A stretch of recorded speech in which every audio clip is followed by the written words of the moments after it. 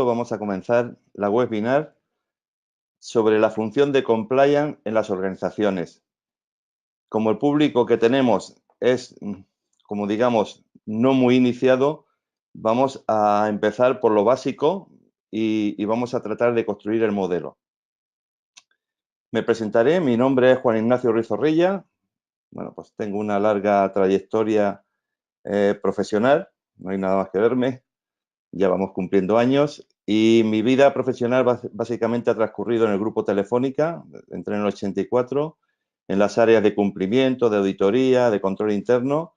Desde el 2002 al 2016 fui máximo responsable de la auditoría interna y en ella pues fue donde me desarrollé en mis habilidades en la parte de cumplimiento. Actualmente soy consejero de Audiolis y secretario general del Instituto de Oficiales de Cumplimiento, donde con un grupo de profesionales pues vamos desarrollando la profesión de cumplimiento, que es una profesión nueva y todavía no está muy aterrizada. El Instituto de Oficiales de Cumplimiento, aunque nació en el año 2017, pues desde el 2010 ya veníamos reuniéndonos distintos profesionales de multinacionales, sobre todo españolas, para ver cómo atacar o cómo establecer los modelos de cumplimiento en las organizaciones. Actualmente también soy profesor en la Universidad de Antonio de Nebrija. Como introducción al compliance, me gustaría destacar compliance o cumplimiento, si lo hablamos en español, y como verán ustedes, no se habla de cumplimiento normativo, porque cumplimiento normativo estaríamos focalizados solamente en una parte del cumplimiento, ¿no? Cumplimiento es algo más que cumplimiento normativo. De hecho, los sistemas de cumplimiento o compliance, me referiré a ellos indistintamente porque también se conocen en inglés y aquí en español se utiliza también la palabra compliance, van más allá del cumplimiento de la legalidad. De hecho, pues a raíz de escándalos muy significativos, pues se ha ido reforzando la figura del compliance officer en las organizaciones y se ha ido haciendo cada vez más exigente.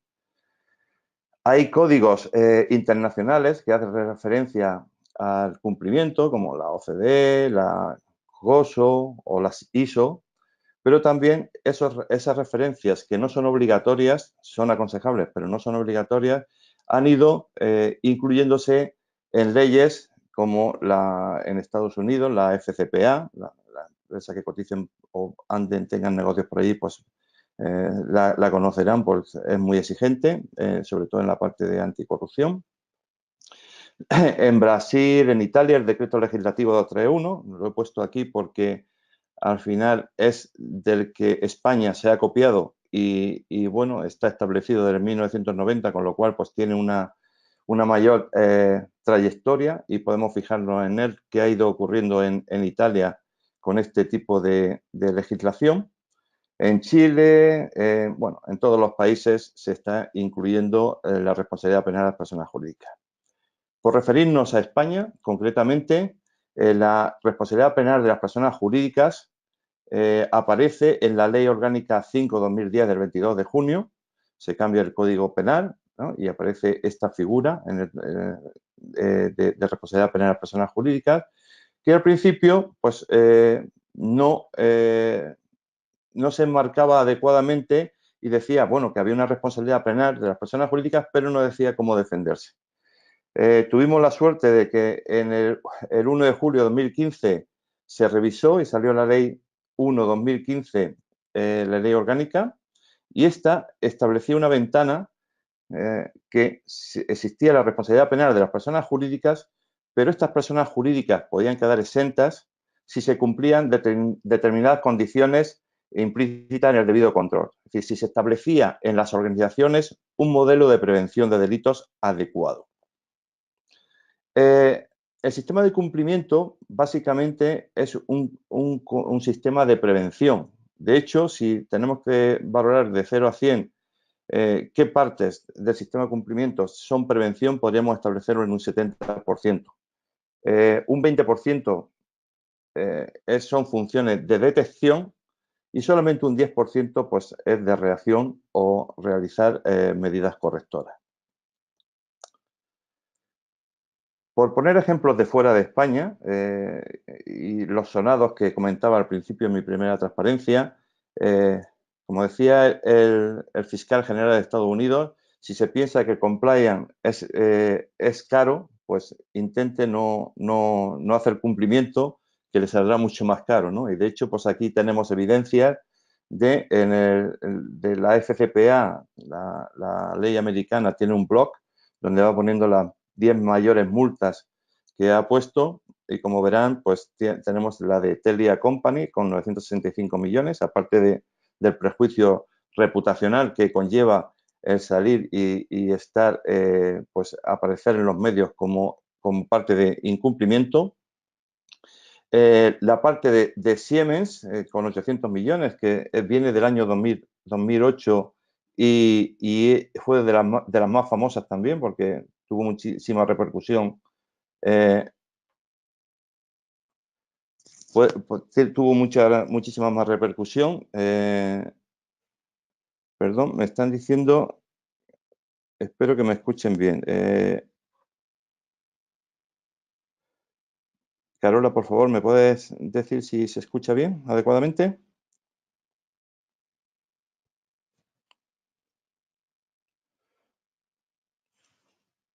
Parece que sí.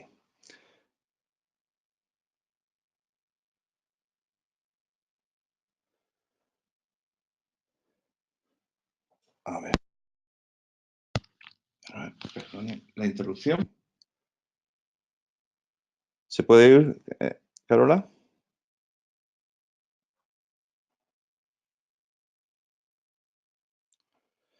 Bueno, seguimos con la transparencia. Hay otros como Alstom o Teva Farmacéuticas con importantes multas por el incumplimiento en sus organizaciones. Pero parece que esto pasa solamente en el extranjero. Pues no.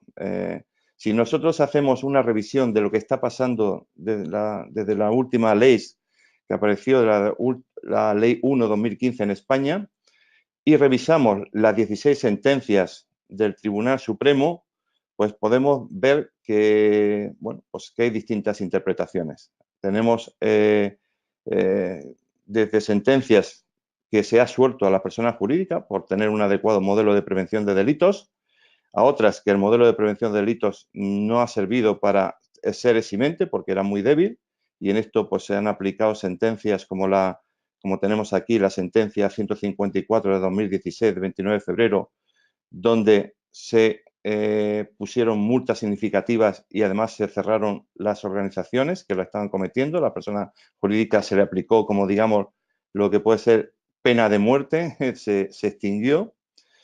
Tenemos otras sentencias como la 583 del 2017, 19 de julio, también con pena significativa, o otras más recientes del mes pasado, la sentencia 3665 de 2018, donde también salió eximente las personas jurídicas. La realidad, lo que está pasando es que cada vez más los tribunales, el Tribunal Supremo, la Audiencia Provincial o los juzgados de lo penal van conociendo esta ley y la van aplicando. Porque no nos podemos olvidar que la parte penal no va por cuantías. Uno se puede equivocar o estar facturando una cantidad insignificante de más a sus clientes y puede estar provocando pues un incumplimiento de esta legislación porque se está apropiando y debidamente está teniendo un beneficio que no le corresponde, ¿no? Entonces, esta legislación pues todavía es nueva, no se tiene mucho conocimiento, pero cada vez más las organizaciones, los clientes, los proveedores la van conociendo y la van utilizando. Y de hecho, pues se va apareciendo en las sentencias que van en los juzgados de distintos niveles, ¿no? Sobre todo es interesante seguir lo que va diciendo el Tribunal Supremo, pues porque va creando jurisprudencia y esto nos puede ayudar, sobre todo para ser eximentes, utilizar modelos de prevención de delitos adecuados a lo que el Tribunal Supremo o la justicia en general vaya exigiendo. Pero a lo mejor muchos de ustedes están pensando, ¿y a mí qué? ¿A mí cómo me afecta eso? ¿Eso no me afecta? Pues sí, nos afecta a todos, a todos. Ya tengamos las empresas más pequeñitas, más grandes, porque todos tenemos clientes. ¿Y qué está pasando con esta legislación? pues que las grandes empresas se lo han tomado muy en serio, como no puede ser de otra forma, porque al final está involucrando la responsabilidad penal de la persona jurídica como tal y también de sus administradores y empleados. Y estas empresas están estableciendo modelos de prevención de delitos adecuados. ¿Y cómo se pueden ellos salvar de esos modelos con los proveedores? Pues porque al final los proveedores son también parte de ese globo de la organización que presta los servicios. Es decir, no por ser proveedores están exentos de cumplir las normativas y la legislación de la organización. Pues, ¿qué están haciendo las grandes empresas? Pues estableciendo dos métodos para regularizar la relación con los proveedores.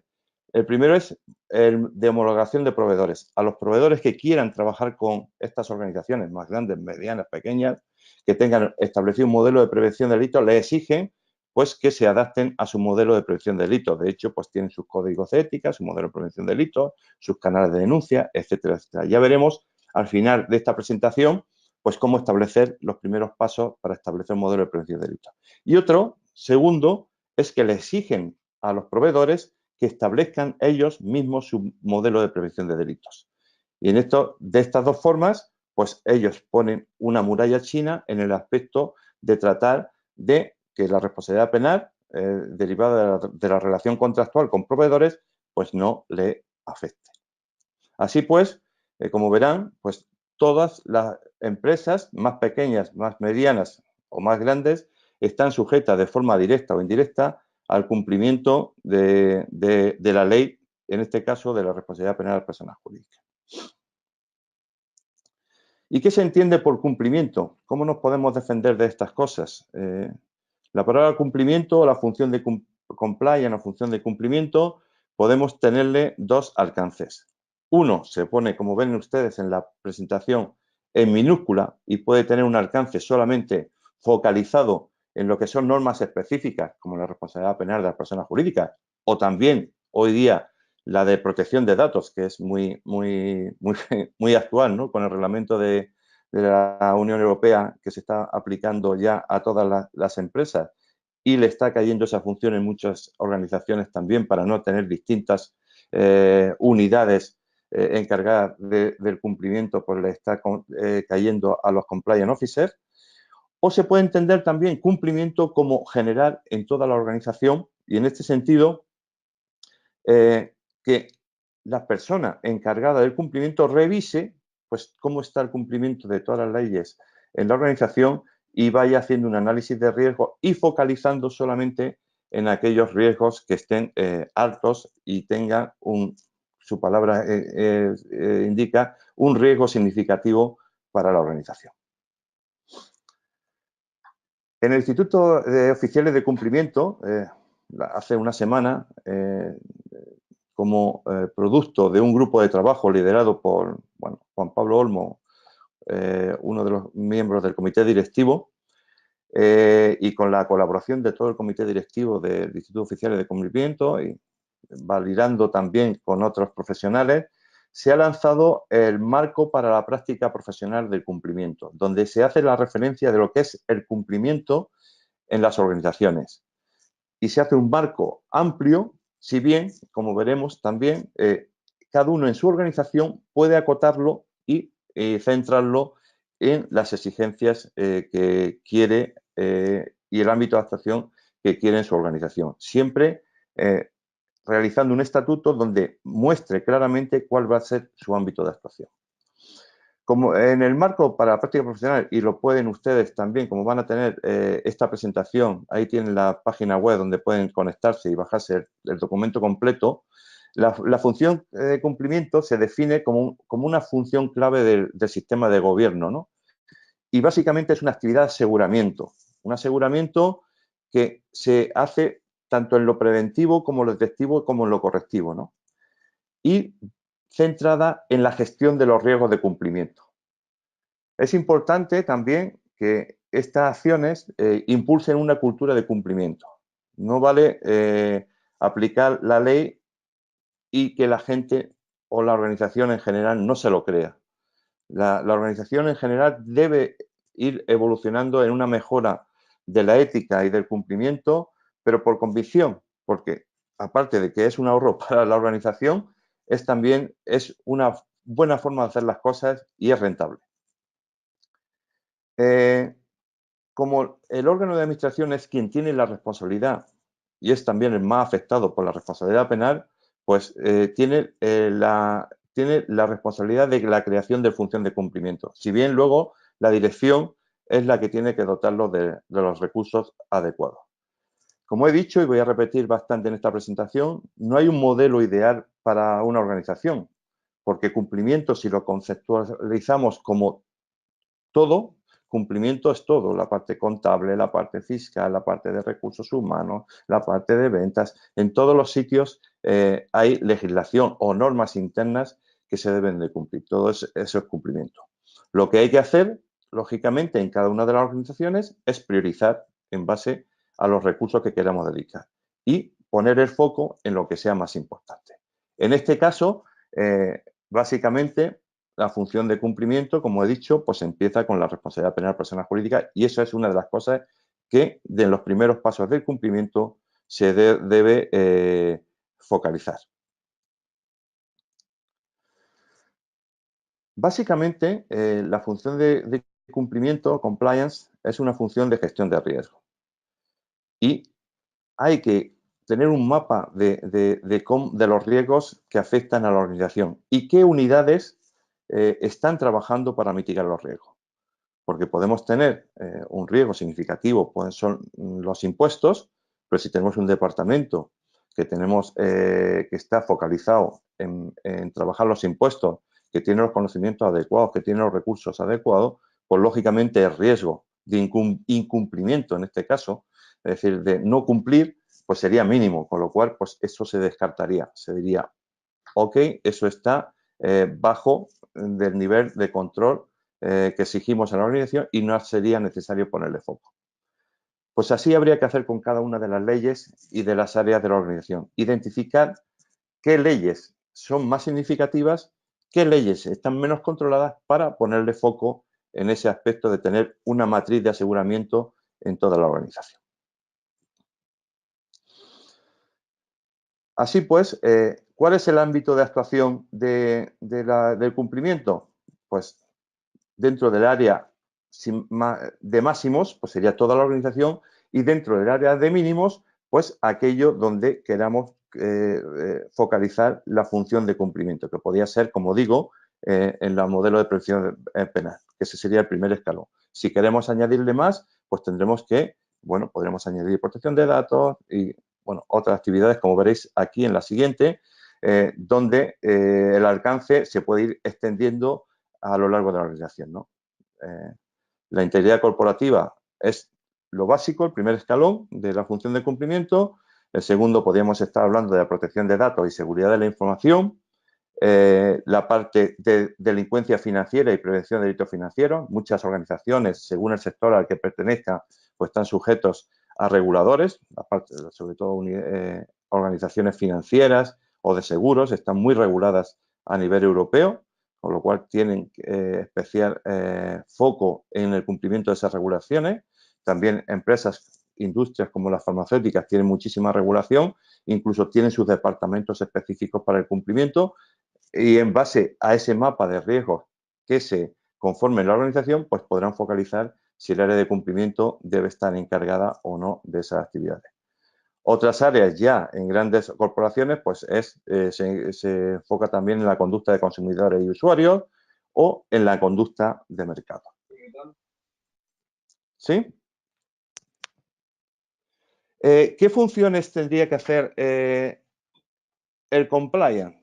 Pues aquí tiene una relación de 12 actividades, que no tienen que hacerlas todas, pero sirven para la hora de establecer un modelo de prevención de delitos y que ustedes lo puedan aplicar en sus organizaciones o si tienen alguna referencia como cumplimiento. La principal labor es la identificación y evaluación de riesgos de cumplimiento. La parte de... ¿En qué dirección va? Les voy a pedir que, como se está escuchando alguna de los asistentes, por favor pongan el mute, porque si no, lo van a estar escuchando todos los asistentes. Eso yo no puedo hacer nada si no tengo las líneas de ver. Ni el plan de comunicación general para la empresa. Por favor, Perdón, pongan el mute. Como Mute. segundo de los puntos, podríamos decir la actividad de supervisión de cumplimiento, informar a la alta dirección sobre lo que está el mapa de riesgos y las incidencias que se estén observando.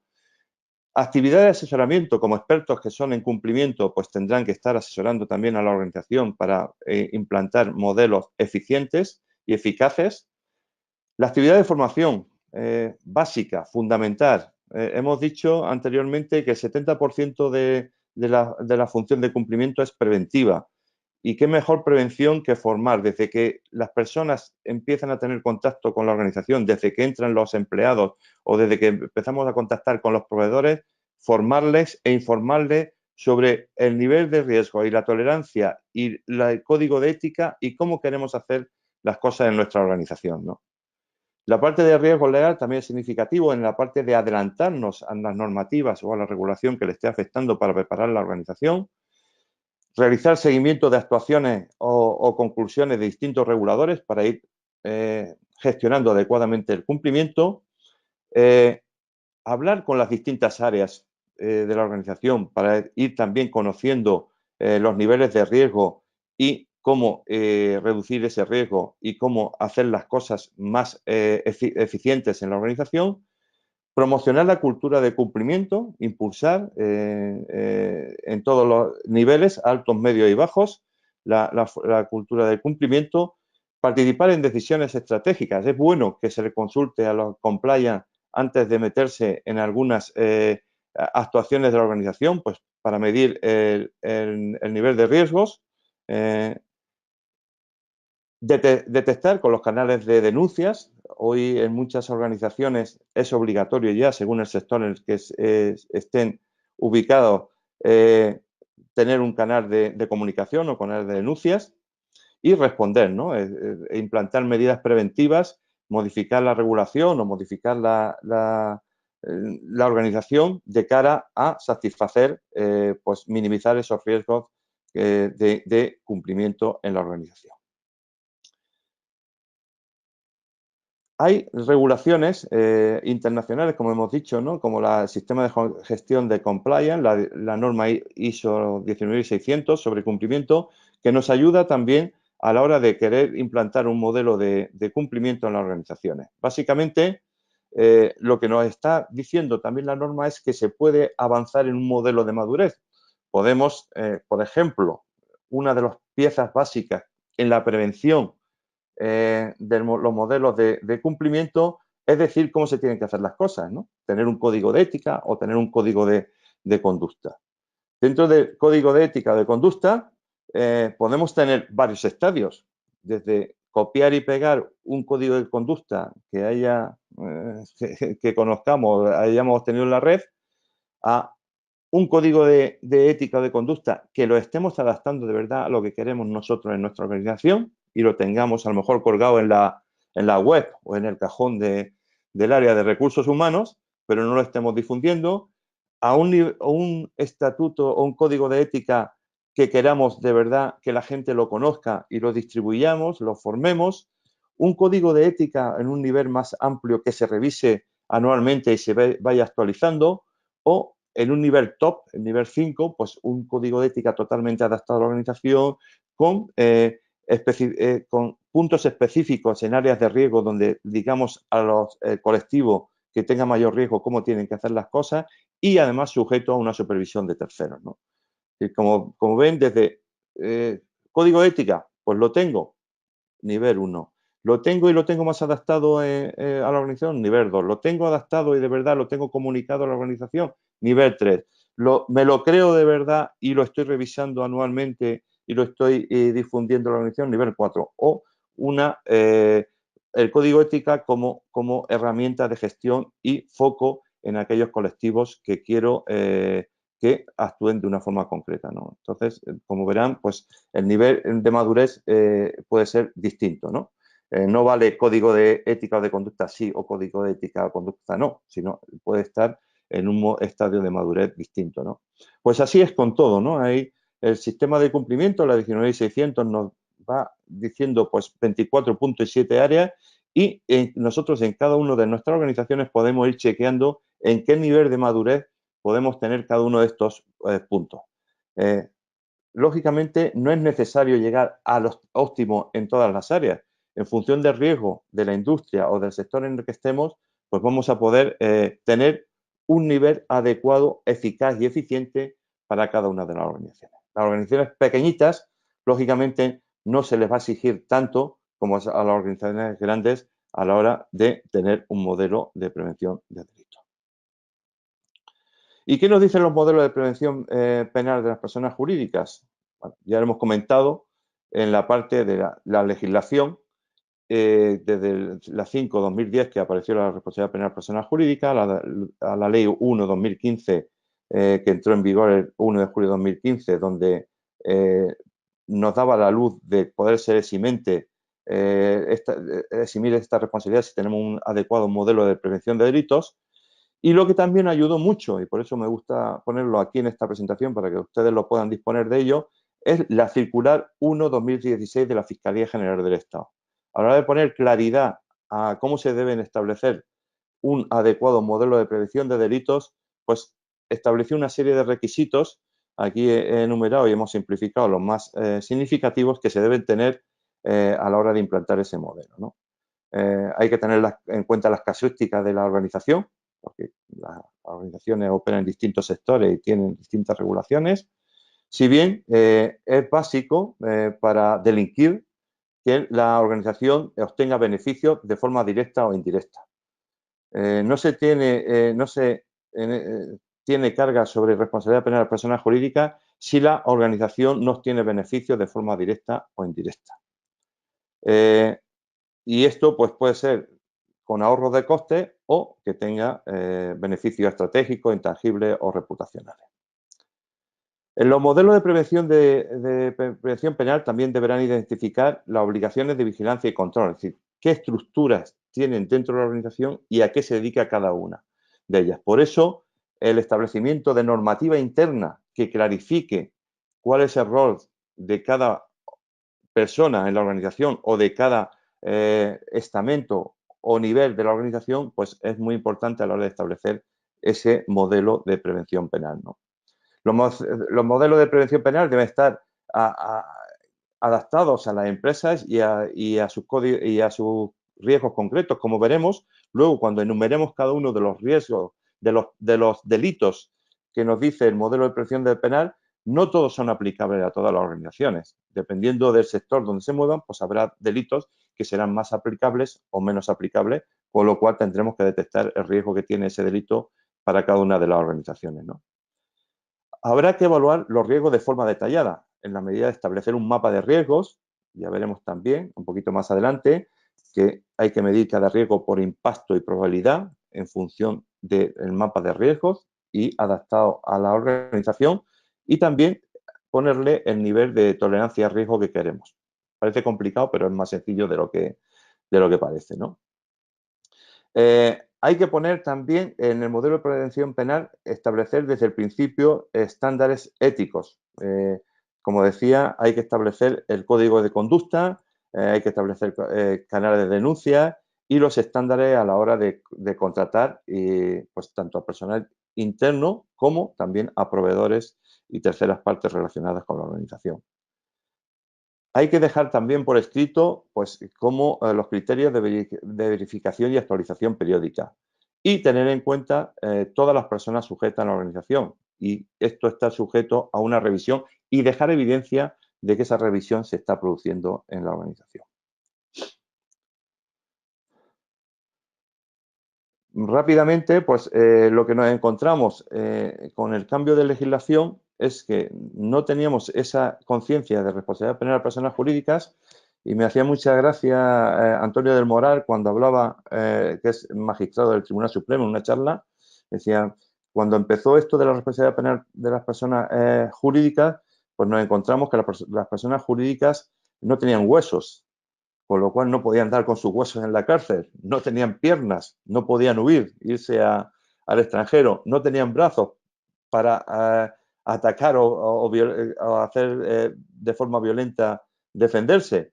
Pues todas esas cosas, lógicamente, ha habido que ir adaptándolas a la realidad actual de que las personas jurídicas es un ente que hay que actuar de otra forma y no como hemos venido actuando con las personas jurídicas. De hecho, como hemos visto en la jurisprudencia y en la legislación que se va aplicando y como se va haciendo en los distintos juzgados, pues ya se va poniendo negro sobre blanco y se va clarificando cómo tratar a las personas jurídicas en las distintas actuaciones que van teniendo. Como clarificador, el artículo 31 bis nos dice cuándo las personas jurídicas serán penalmente responsables, ¿no? Y aquí el artículo 31 bis nos dice que de los delitos cometidos en nombre y por cuenta de las mismas y en su beneficio directo e indirecto por sus representantes legales o por aquellos que actuando individualmente o como integrantes de un órgano de la persona jurídica están utilizados para tomar decisiones en nombre de la persona jurídica u ostentan facultades de organización, control dentro de la misma. Es decir, que la alta dirección o los órganos responsables están más pegados a lo de la responsabilidad penal si no están cumpliendo con sus obligaciones, ¿no? En la parte B lo que nos dice es que también el resto de personas están sujetas a la responsabilidad penal de personas jurídicas si no actúan adecuadamente, ¿no? Y si las personas que tienen la obligación de la supervisión, vigilancia y control han desatendido estas funciones. Así pues, podemos decir que directa o indirectamente todas las personas que trabajan en la organización tienen una responsabilidad que puede tener consecuencias en la responsabilidad penal de las personas jurídicas. Lógicamente, cuanto más alto en la organización y más responsabilidad en la dirección de la organización, pues más pegado, mayor responsabilidad tendrá o mayor será su rol al enfrentarse a la responsabilidad penal de las personas jurídicas. ¿Y qué se puede hacer para evitar esta responsabilidad penal de las personas jurídicas? ¿Cuáles son los eximentes, no? Pues aquí nos pone una serie de condiciones, el artículo 31, en la sección de responsabilidades.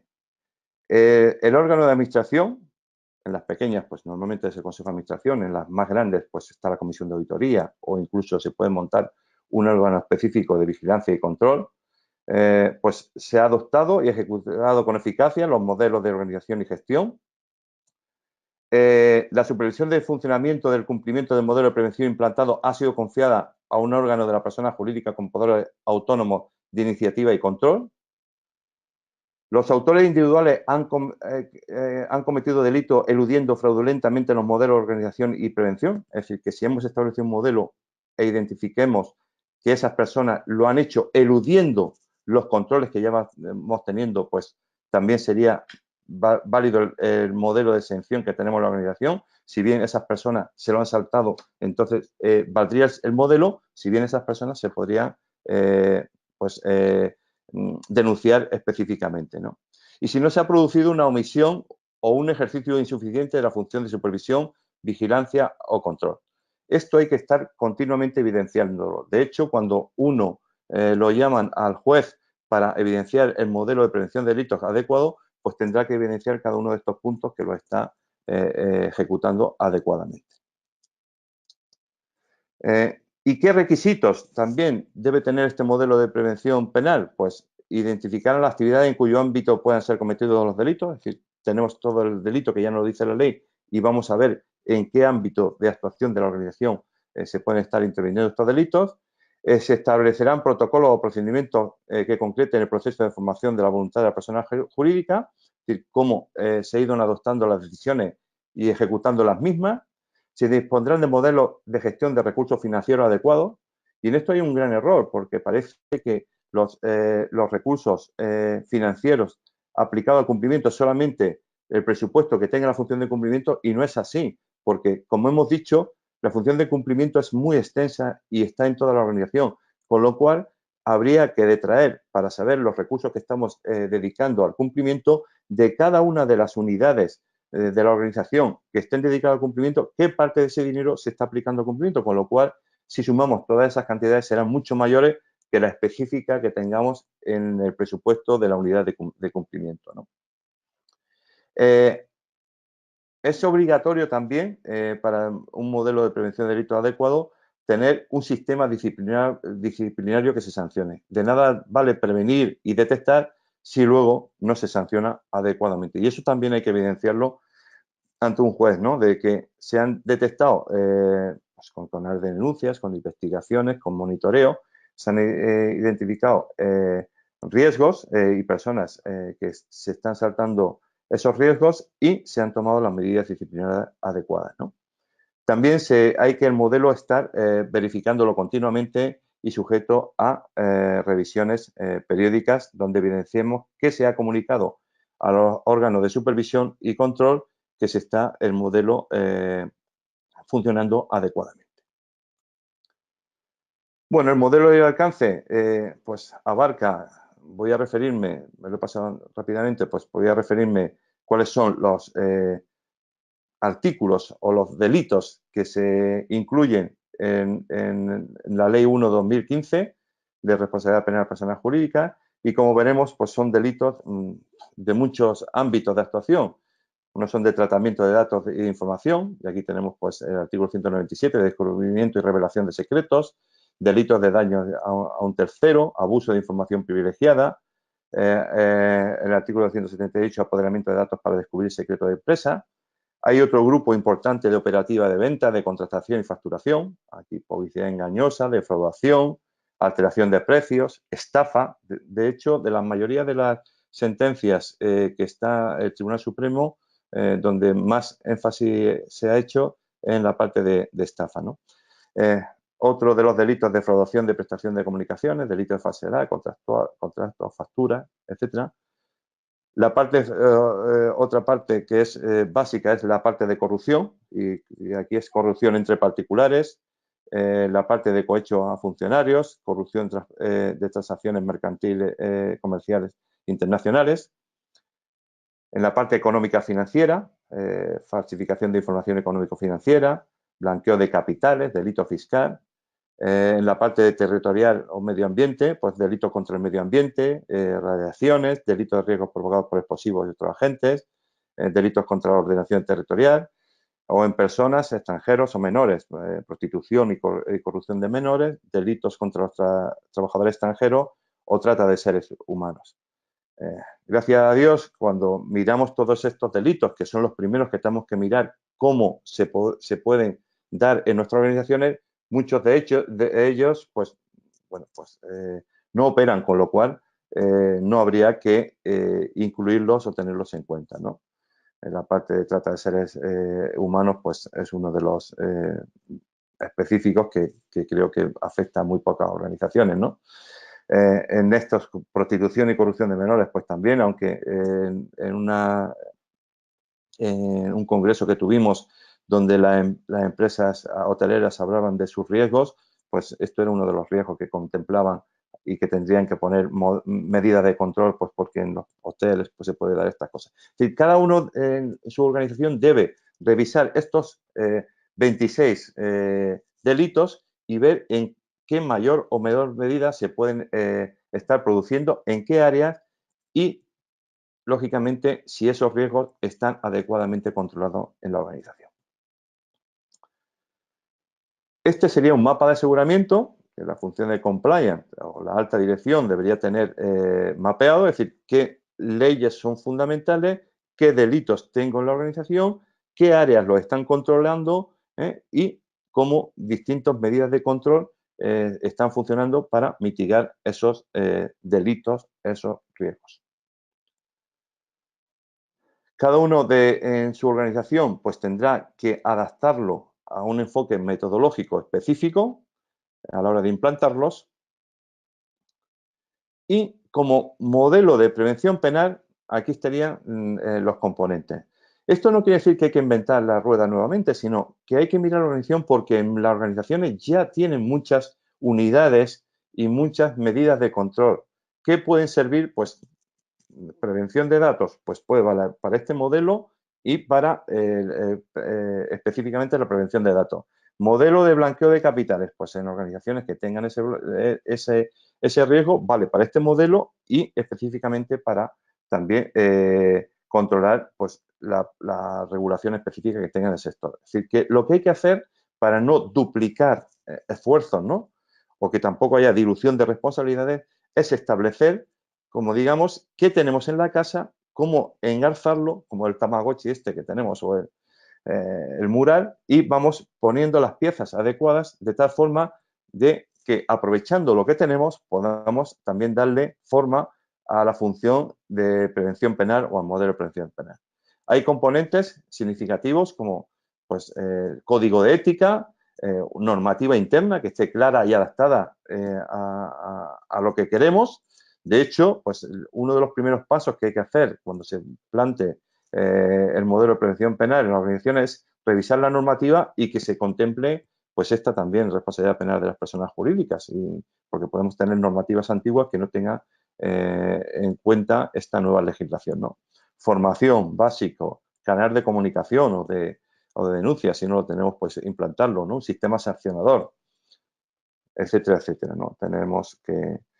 Básicamente, lo que tendríamos que tener es un documento, de hecho hay estándares que nos ayudan para que no se nos olvide nada, un modelo, un programa de prevención penal donde tengamos una serie de normativas, donde tengamos qué personas afectan y valorando pues todos los documentos que formen un todo y nos ayuden a la organización pues a mantener un modelo adecuadamente controlado.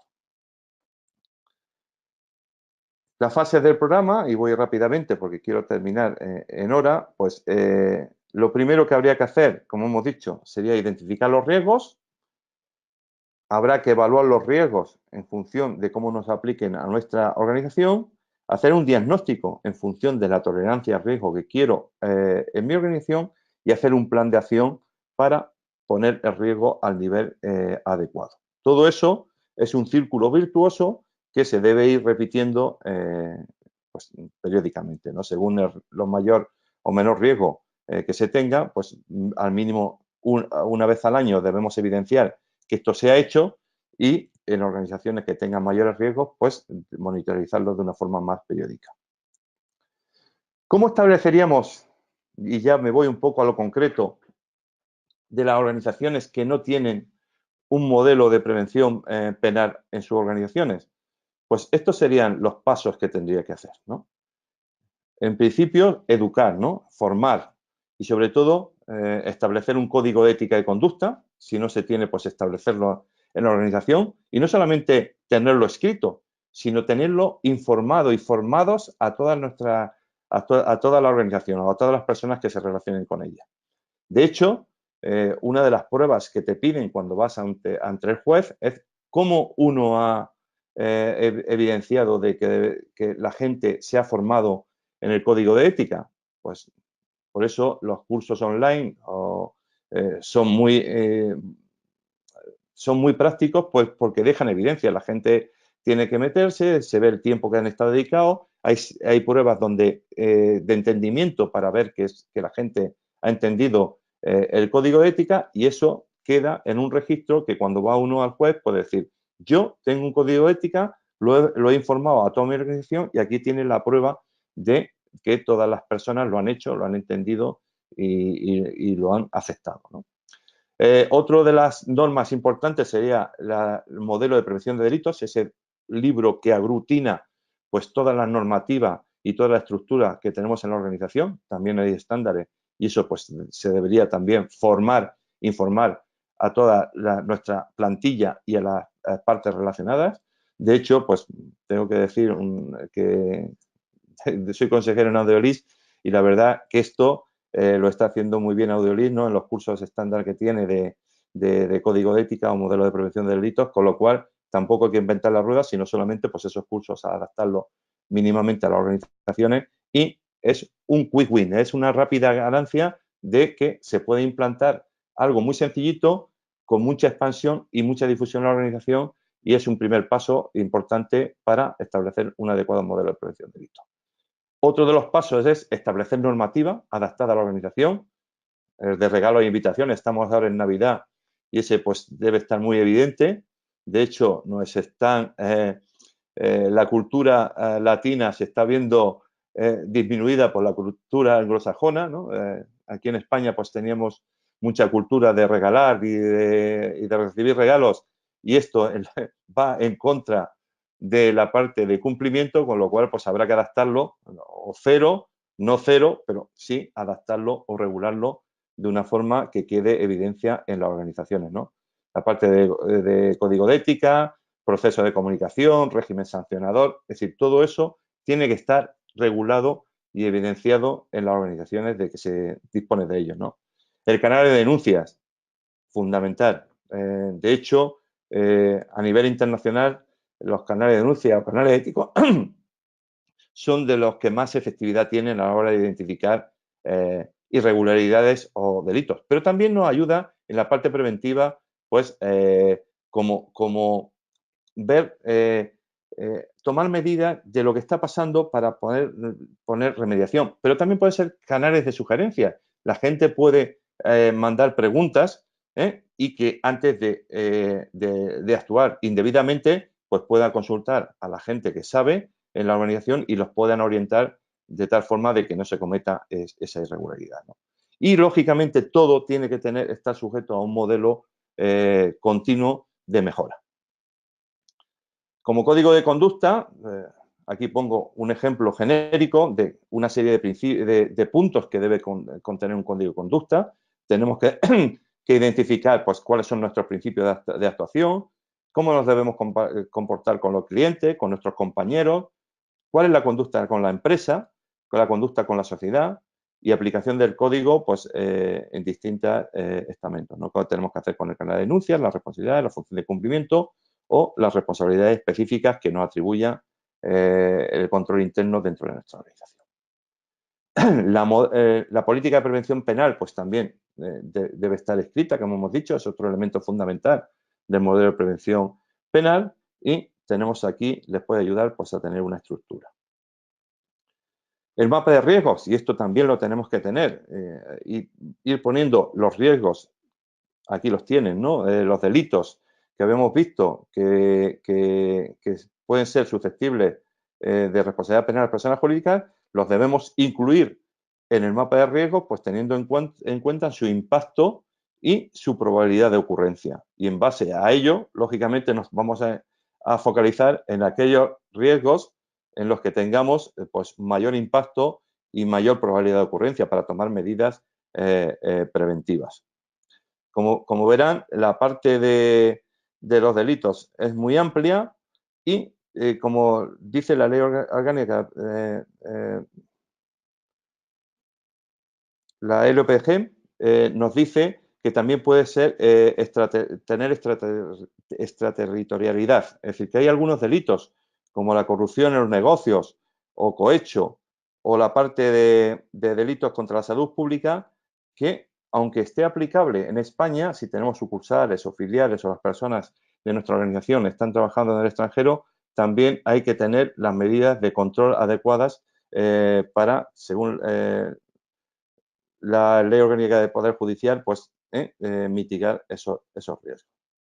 Finalmente, pues comentar, insistir en la parte de los canales de denuncias, que es uno de los, cada uno los puede poner, pues un teléfono, un correo electrónico, hay más sofisticados y menos sofisticados tipos de canales de denuncia, pero sea del que sea, más anónimo, más confidencial, externo, interno, es una fuente de información para la mejora en la organización y obligatorio en algunas industrias y muy recomendable en todas las industrias. Nos ajustamos al tiempo que tenemos establecido. Espero que se haya corregido lo que me comentaba de que ha habido un momento en que se ha ido la comunicación y quedar a su disposición para si tienen alguna duda, pregunta o comentario. Hay un chat, no sé si lo podemos utilizar.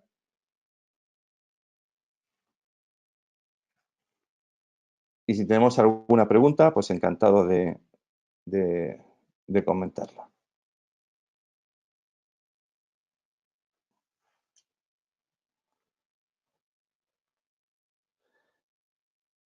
Me preguntan sobre la obligatoriedad del modelo de prevención de delitos. No es obligatorio. Es decir, si uno no quiere establecer un modelo de prevención de delitos, pues asume riesgo, como si uno no quiere contratar el seguro de la casa, ¿no? Pues lo asume riesgo. Lo que he dicho, como en la presentación, es muy conveniente, básicamente, pues porque cada vez más las empresas grandes exigen a sus proveedores tener un modelo de prevención de delitos. Esas empresas podemos bajarlas, las medianas ya van, que son proveedoras de las grandes, pues también exigen tener el modelo de prevención de delitos, y las más pequeñas pues se van a ver abocadas. Pero obligatorio no es obligatorio establecer el modelo de prevención de delitos.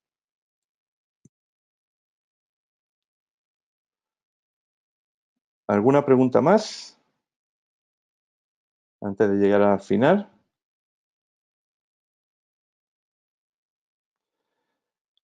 Si hay que presentar el modelo de prevención de delitos en los juzgados.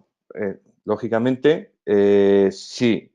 Cuando haya una denuncia por incumplimiento y tengamos que lidiar con la responsabilidad penal de personas jurídicas, una de las primeras pruebas que vamos a poder demostrar, poder evidenciar, es que tenemos el modelo de prevención de delitos y cómo está actuando en las diferentes fases, ¿no? Si en la parte preventiva, pues si tenemos un código de ética, tenemos normativa adecuada, si lo estamos supervisando y si se están tomando las medidas disciplinarias pertinentes en función del sistema sancionador que tenemos. Bueno, pues como hemos llegado al horario, le agradezco mucho su atención. Había un gran número de asistentes y espero que lo hayan podido seguir adecuadamente toda esta comunicación. Las personas de Audiolist tienen la presentación y procederán a distribuirla correspondientemente. Muchas gracias a todos.